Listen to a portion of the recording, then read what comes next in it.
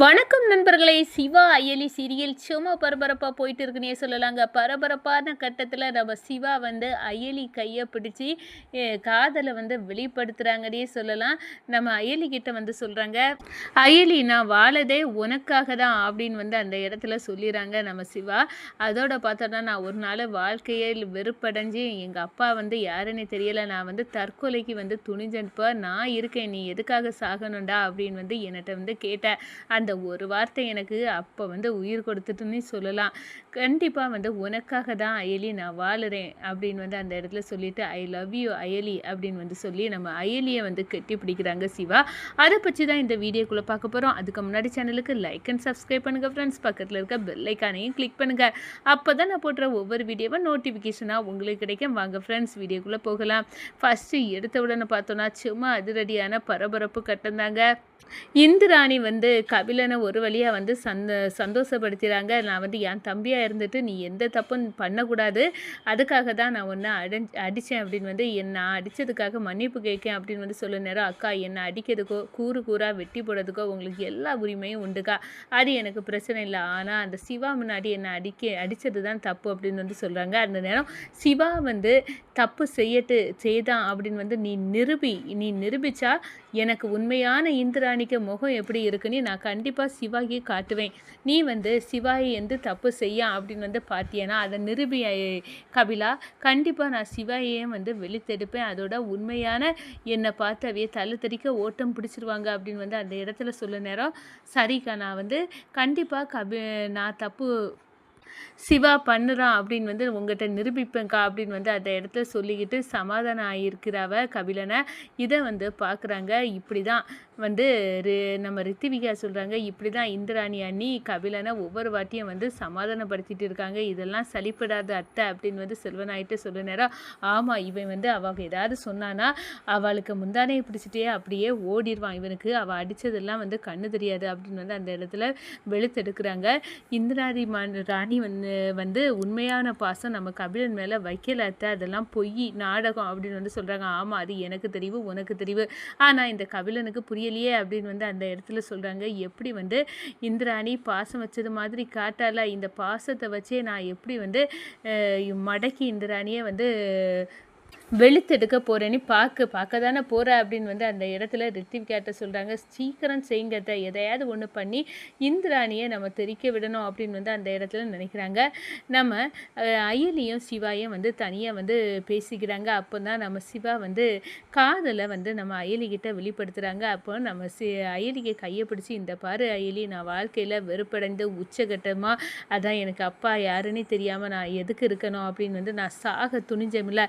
அந்த நேரம் நீ அங்கே வந்த அயலி, உனக்கு ஞாபகம் இருக்கான்னு தெரியாது, ஆனால் நீ என்கிட்ட சொன்னால் நீ எதுக்காகடா நீ சாகணும், உனக்காக நான் இருக்கேன்ல, அதனால் நீ வந்து வாழணும்டா அப்படின்னு வந்து என்கிட்ட சொன்ன அன்னைக்கு நான் வந்து உனக்காக தான் உயிர் பெற்றேனே சொல்லலாம் அயலி, உனக்காக தான் இதுவரைக்கும் நான் வாழ்ந்துட்டு இருக்கேன் அப்படின்னு வந்து சொல்லிட்டு, ஐ லவ் யூ அயலி அப்படின்னு சொல்லி நம்ம அயலியை வந்து கெட்டிப்பிடித்துக்கிறாங்க. அதோட வந்து நம்ம அயலியும் சிவா மேலே இருக்க அன்பை வந்து வெளிப்படுத்துகிறாங்க. கண்டிப்பாக வந்து நான் உனக்கு கிடைக்க வேண்டிய உரிமை எல்லாத்தையும் நான் வாங்கி தருவேன்டா, நீ எதுக்காகவும் கவலைப்படாத. வந்து உன் அப்பா யாருன்னு தெரியாமல் இருந்து இப்போ உன் அப்பா கூடவே உன் அக்கா கூடவே நீ வாழலை, அவங்க வாயாலே என் பையன்தான் வந்து சிவா அப்படின்னு வந்து சொல்ல வைப்பேன்.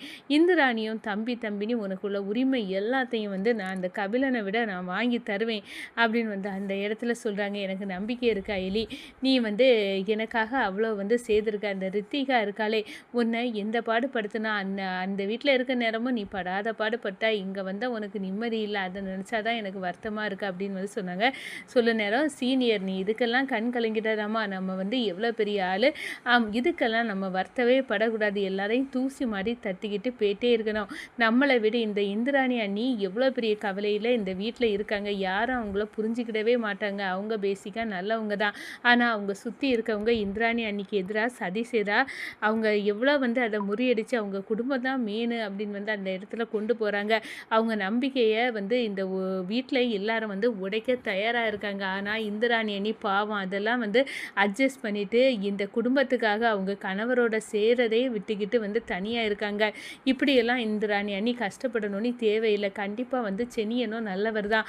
அவர் கூட வந்து அந்த செலியன் கூட வந்து நம்ம இந்திராணி அண்ணியை சேர்த்து வைக்கணும். அதோட நம்ம பாவி பாப்பாவுக்கும் அப்பா கிடைக்கணும். அந்த அளவுக்கு நம்ம வந்து பண்ணணும். இந்திராணி செலியன் கூட சேர்ந்துருக்கணும். அவங்க இந்த வயசுலேயே இவ்வளோ பெரிய கவலைகளை சுமந்துக்கிட்டு என்ன கஷ்டப்படுறாங்க. நம்ம வந்துட்டோம்ல, இனி அவங்க வாழ்க்கையில் கவலையே படக்கூடாது சீனியர் அப்படின்னு வந்து சொல்கிறாங்க. சரி நம்ம வந்து பார்த்துக்கலாம் அப்படின்னு வந்து அந்த இடத்துல உறுதியாக இருக்காங்க. அது பிறகு அடுத்ததாக கேட்குறாங்க நம்ம செல்வநாயகி, ஏன் ரித்திகா இன்னைக்கு நீ வந்து போகலையா வேலைக்கு அப்படின்னு வந்து சொன்னோன்னே, நான் எதுக்காக வேலைக்கு போகணும், அதுவும் அசிஸ்டன்ட் வேலை, அப்படியெல்லாம் எனக்கு வந்து போக முடியாது. எனக்கு வந்து இந்த கம்பெனியோட ஓனரே நான் தான். அப்படி இருக்க நேரம் எனக்கு பெரிய பதவி தான் கிடைக்கணும். இப்படி வந்து நான் இந்திராணி சொல்லுது மாதிரி நான் அந்த இதுக்கெல்லாம் ஆசைப்படவே இந்த ரித்திவிகா இல்லை அப்படின்னு வந்து அந்த இடத்துல சொல்கிறாங்க. அப்போ தான் நம்ம இந்திராணி வந்து கம்பெனிக்கு புறப்பட்டு வராங்க. அப்போ தான் கேட்குறாங்க, என்ன ரித்திகா இன்னைக்கு ரெடி ஆகலை அப்படின்னு வந்து கேட்குறாங்க. ஐயோ நான் இன்னைக்கு வரதா இல்லை அண்ணி, நான் எனக்கு கொஞ்சம் தலைவலி அப்படின்னு வந்து சொல்கிறாங்க. வேலையில் இப்படி தலைவலியெல்லாம் பார்த்துட்டு நீ இருந்தேன்னா நீ வந்து நினைக்க பதவிக்கு வர முடியாது. அதை புரிஞ்சிக்க ரித்திகா அப்படின்னு வந்து அந்த இடத்துல சொல்கிறாங்க. சரி நாங்கள் புரிஞ்சுக்கிட்டோம், நீங்கள் போயிட்டு வாங்க அப்படின்னு வந்து ஒரு முறைப்பம் வந்து பார்க்குறாங்க.